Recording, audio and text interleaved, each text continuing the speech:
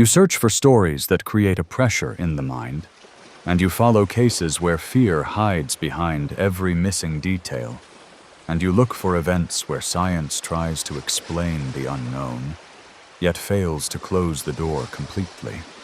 And today, you enter a disappearance that still stands as one of the most disturbing events in early American history.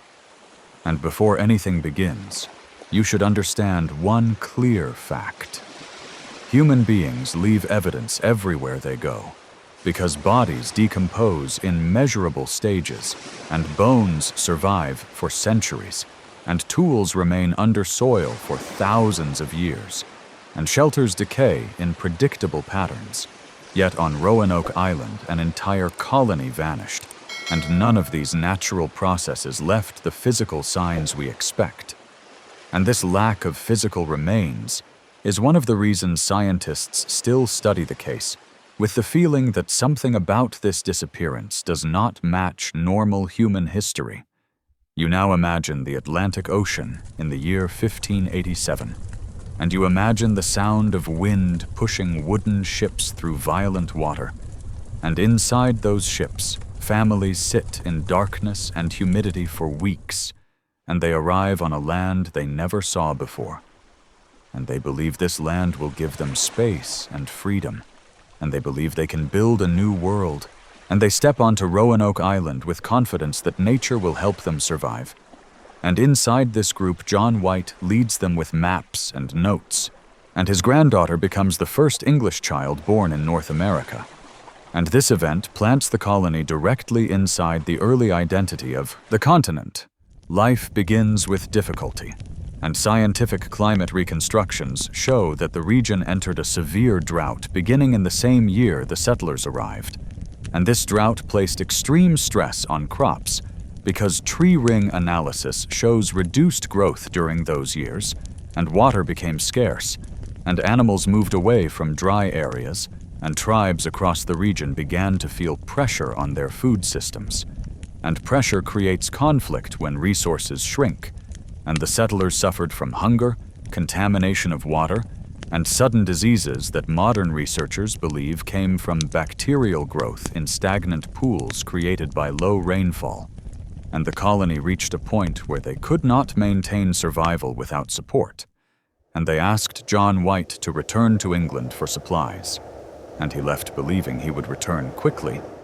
War began between England and Spain, and naval research shows that this conflict blocked Atlantic routes for years, and storms recorded in logs from that era destroyed multiple ships.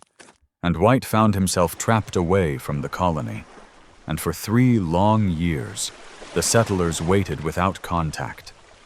And when White returned in 1590, the island felt unnatural, and he expected noise or movement or smoke, yet he found nothing but silence. And silence in abandoned settlements usually means death. Yet no bodies were present, and no bones were present. And soil studies from modern archaeologists confirm that no mass graves exist under the island's surface, and homes were abandoned but not destroyed, and walls stood without burn. Marks and tools were missing rather than scattered, and all of this indicates an organized exit rather than a violent attack.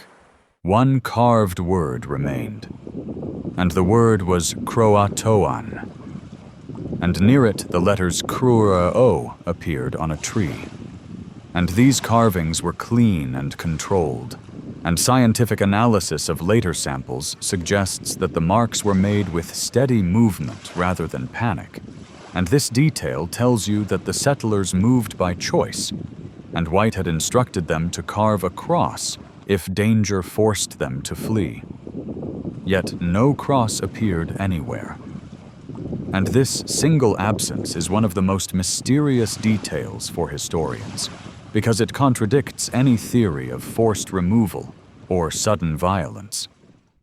White attempted to search for the colony on Croatoan Island, now known as Hatteras Island, and the Croatan tribe lived there with a long history of trade, cooperation, and occasional conflict with the English.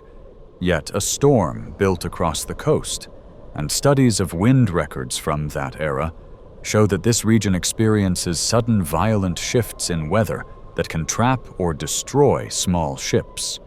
And White's crew refused to travel further, and he left without confirmation of the colony's fate. And he never returned.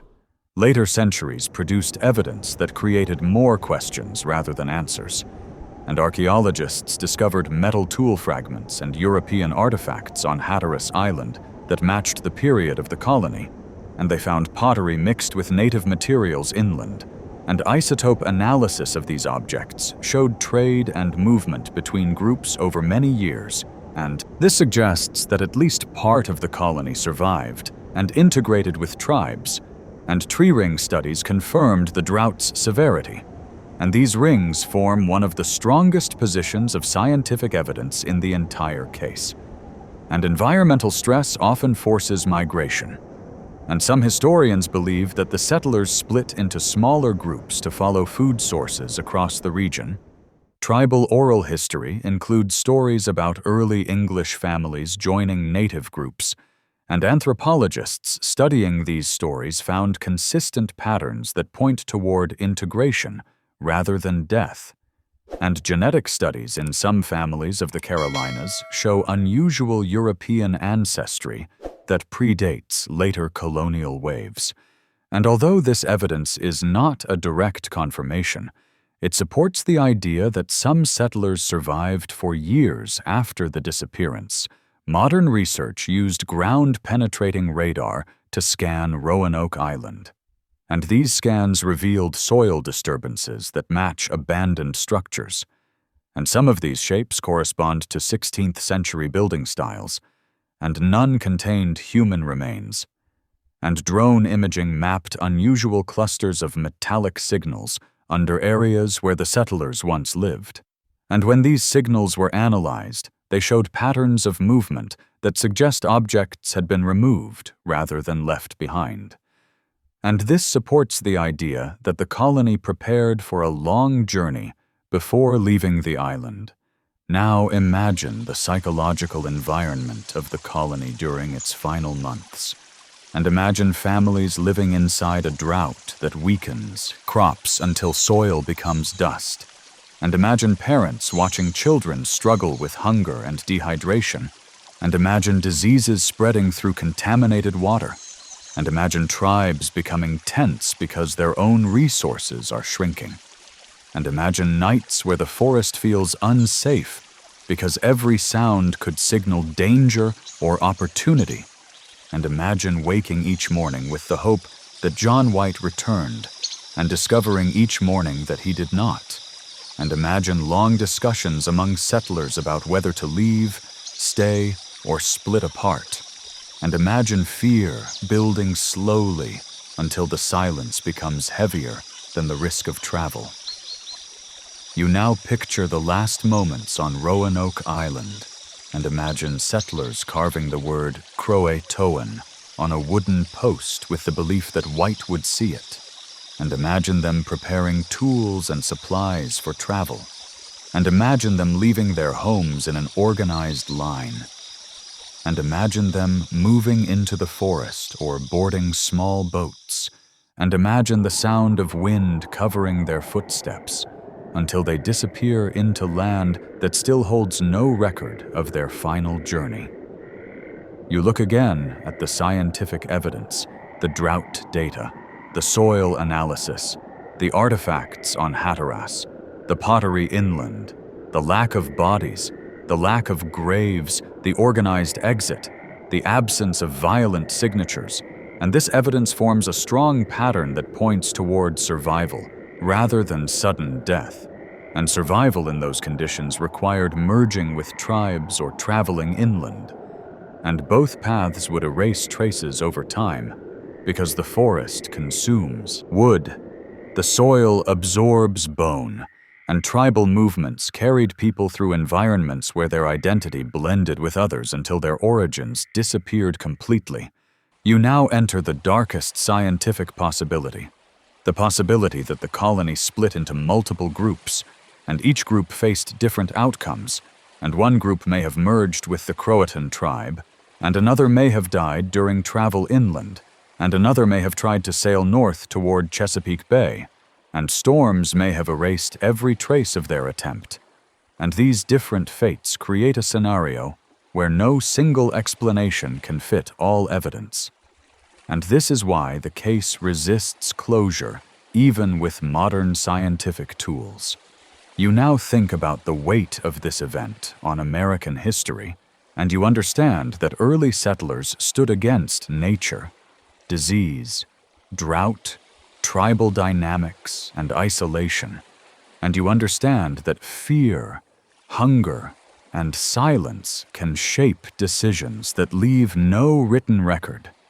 And you understand why this disappearance remains one of the most haunting events on the continent.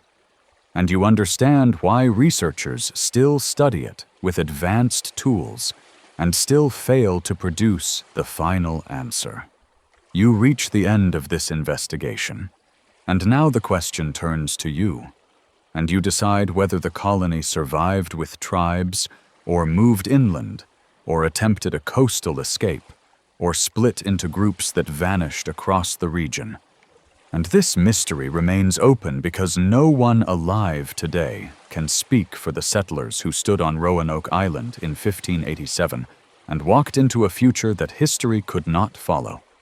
This is truth unseen, and you follow stories that refuse to close, and you use science without letting it silence the unknown, and you look at evidence until it forces new thinking, and you return for the next mystery when you subscribe, and your voice guides the next investigation.